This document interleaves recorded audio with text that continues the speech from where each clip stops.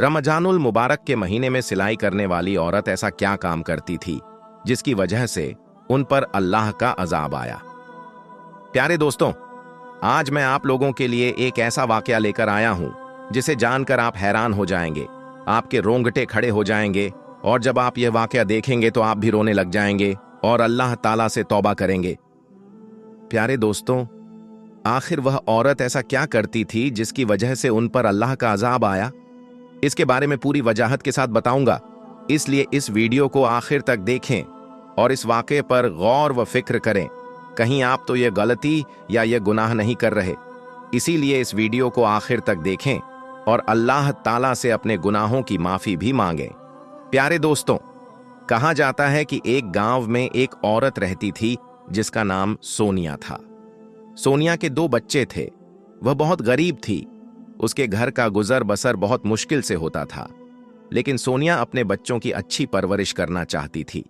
उसे हर वक्त यह ख्याल रहता था कि वह अपने बच्चों का अच्छे से अच्छा ख्याल रखे, उनकी अच्छी परवरिश करे और उनकी हर ख्वाहिश पूरी करे। लेकिन वह दिल ही दिल में जानती थी कि वह ऐसा सब कुछ नहीं कर सकती क्योंकि वह बहुत गरीब थी। असल में सोनिया की शादी छोटी उम्र में हो गई थी। उसका शौहर एक मामूली सा मुलाजिम था। उसके पास इतने पैसे नहीं थे कि वह अच्छा खाना खरीद सके, अच्छे कपड़े ले सके या अपने बच्चों के लिए कुछ अच्छा खरीद कर ला सके। सोनिया अक्सर अपने शौहर से कहा करती थी कि आप कहीं और नौकरी ढूंढ लें, लेकिन कहीं और नौकरी ढूंढना बहुत मुश्किल था क्योंकि सोनिया का शौहर कम पढ़ा लिखा था। लेकिन फिर भी सोनिया कहती थी कि आप कहीं कोशिश तो करें, इस तरह हम कैसे गुजारा करेंगे और अपने बच्चों की अच्छी परवरिश कैसे करेंगे, उनको अच्छे खिलौने, अच्छी चीजें और अच्छी तालीम कैसे दिलवाएंगे। सोनिया का शौहर कहता था, मैं बहुत कोशिश कर रहा हूं, लेकिन मुझे नौकरी नहीं मिल रही, मैं क्या करूं। वह खुद भी परेशान रहता था, लेकिन उसके बस में भी कुछ नहीं था। इस तरह धीरे धीरे वक्त गुजरता गया, लेकिन सोनिया अब अपने शौहर से झगड़ा करने लगी क्योंकि वह चाहती थी कि उसके बच्चों के लिए कोई अच्छी तालीम, अच्छे कपड़े और अच्छा खाना होना चाहिए। जब वह झगड़ा करने लगती तो उसका शौहर उसे कहता, देखो, जितनी भी मुझे तनख्वाह मिलती है, जितने भी पैसे मिलते हैं, मैं वह सब तुम्हारे हाथ में रख देता हूं। अब मैं इसके अलावा और क्या कर सकता हूं, तुम खुद बताओ। इस तरह उनका आपस में झगड़ा हुआ करता था। इसी तरह वक्त गुजरता गया। अब सोनिया का शौहर परेशान रहने लगा था क्योंकि वह दिन भर काम करता। जब रात को थक हार कर घर आता तो उसकी बीवी उससे झगड़ा करती। एक दिन सोनिया के शौहर ने तंग आकर कहा, तुम बताओ मैं क्या करूं? क्या मैं किसी के घर डाका डालूं या चोरी करूं? लेकिन सोनिया को फिर भी यह बात समझ नहीं आई। सोनिया के दोनों बच्चे बड़े हो रहे थे। अब उनकी उम्र स्कूल जाने की थी, उनकी उम्र तालीम हासिल करने की थी, लेकिन वह उनके अखराजात पूरे नहीं कर पा रही थी और बहुत परेशान रहती थी कि वह अपने बच्चों को अच्छी तालीम दिलवाए, अच्छे कपड़े और अच्छा खाना दे। लेकिन वह ऐसा नहीं कर पा रही थी और दिल ही दिल में सोचती रहती थी।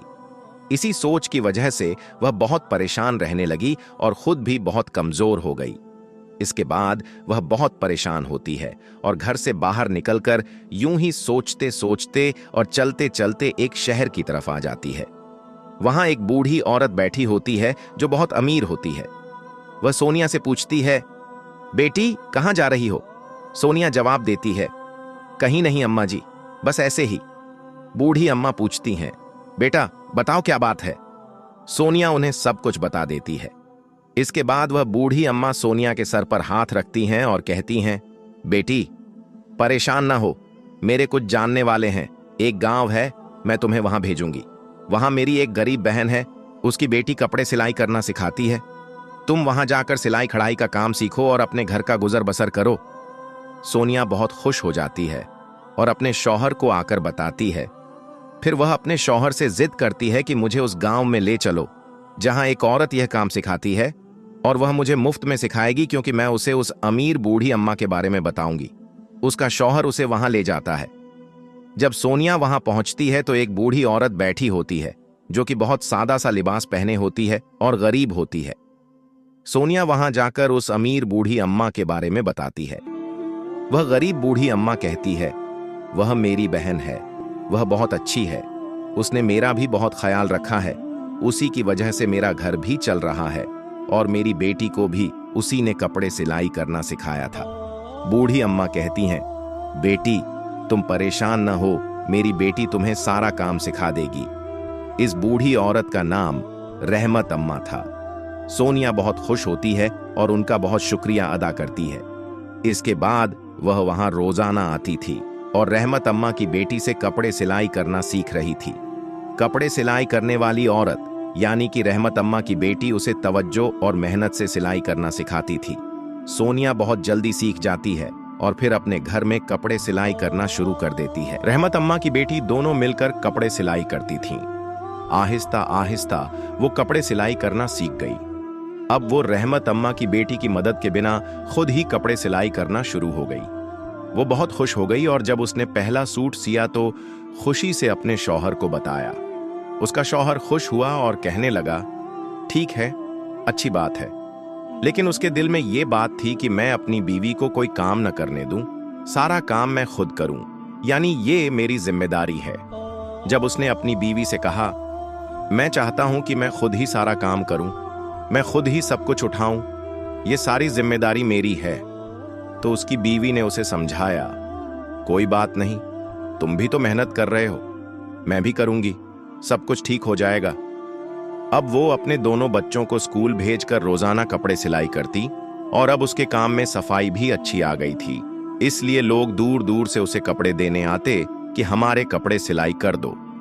इस तरह उसका काम बहुत अच्छा चल रहा था, लेकिन वो इस दौरान अपने बच्चों की तरफ कोई तवज्जो नहीं दे रही थी और न ही अपने शौहर की तरफ। उसका शौहर दिन भर थक हार कर आता और जब वो आता तो वो उससे कुछ भी बात नहीं करती थी, बस अपने काम में लगी रहती, अपने शौहर से कोई बात नहीं करती थी।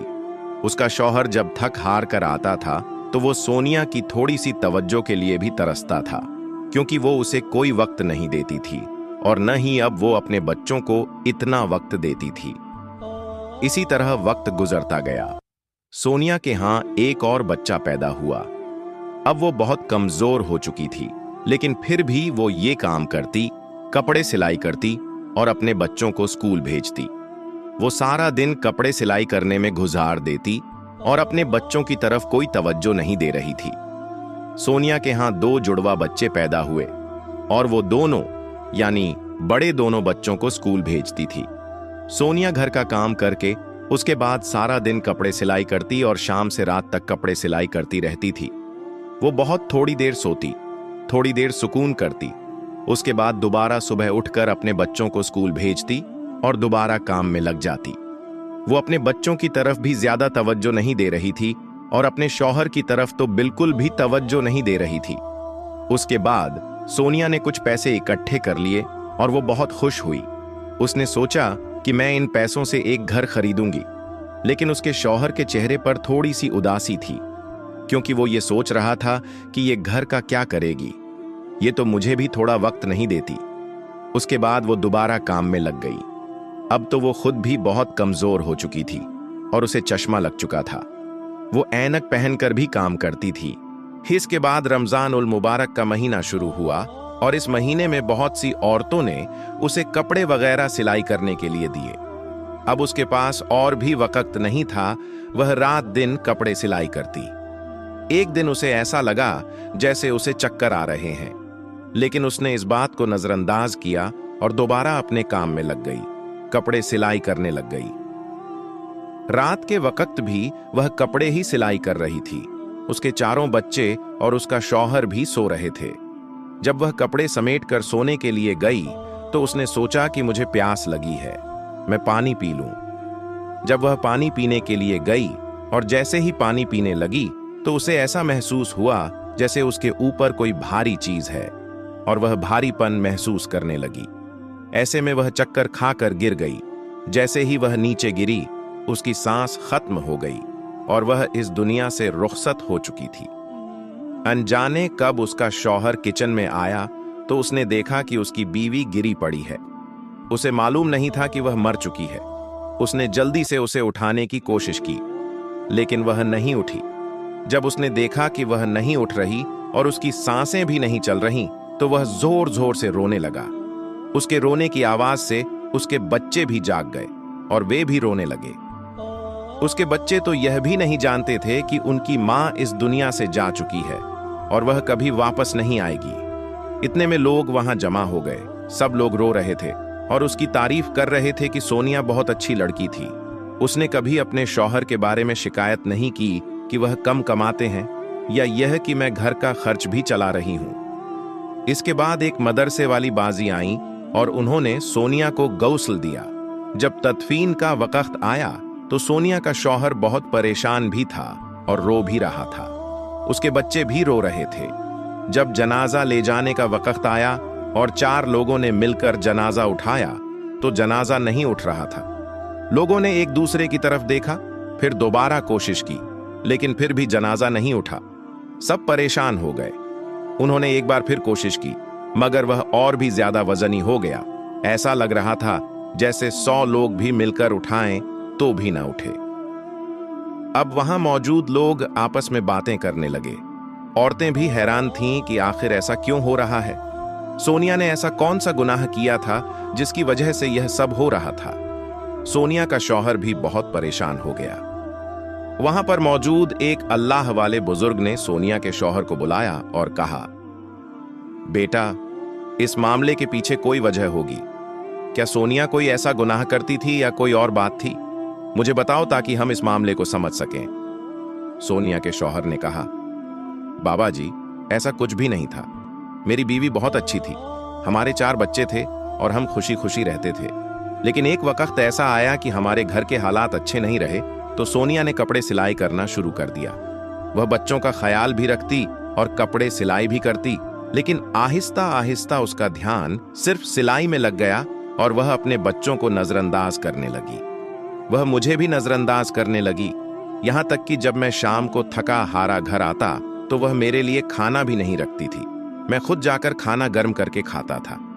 मैं उसका इंतजार करता कि वह आएगी, लेकिन वह नहीं आती थी, अपने काम में मसरूफ रहती थी। उसने मुझे इस कदर नजरअंदाज कर दिया कि मुझे याद भी नहीं कि हमने आखिरी बार कब हंसकर बात की थी। लेकिन फिर भी मैं खामोश रहता था। शायद यही वजह हो सकती है। यह सुनकर बुजुर्ग ने कहा, बेटा, यही वजह है जिसकी बिनाह पर यह मामला पेश आ रहा है। अब हमारे पास एक ही रास्ता है। बेटा, तुम उसे माफ कर दो ताकि हम उसकी तदफीन कर सकें, और यही वक्त है कि यह काम किया जाए। सोनिया के शौहर ने कहा, बाबा जी, मैंने अपनी बीवी को अल्लाह की रजा के लिए माफ कर दिया। यह कहते हुए वह रोने लगा। जब दोबारा जनाजा उठाने की कोशिश की गई तो लोग आपस में कहने लगे कि शायद अब भी न उठे, मगर जनाजा बिल्कुल हल्का हो गया था। 4 लोगों ने आसानी से जनाजा उठाया और सब कलमा शहादत पढ़ते हुए रवाना हुए। प्यारे दोस्तों, आपने देखा कि एक लड़की जो कि बहुत अच्छी थी, लेकिन उसने अपने शौहर के हक को नजरअंदाज कर दिया, दुनिया के कामों में लग गई तो उसका यह हाल हुआ। दोस्तों, उम्मीद है कि आपको इस वीडियो से कोई न कोई सबक जरूर मिला होगा। अगर आप भी ऐसी गलती कर रहे हैं तो फौरन तौबा करें। दोस्तों, इसी तरह की और ईमान अफरोज और सच्ची कहानियों के लिए हमारे चैनल को सब्सक्राइब कर दें ताकि आपको और भी अच्छी वीडियो मिलती रहे।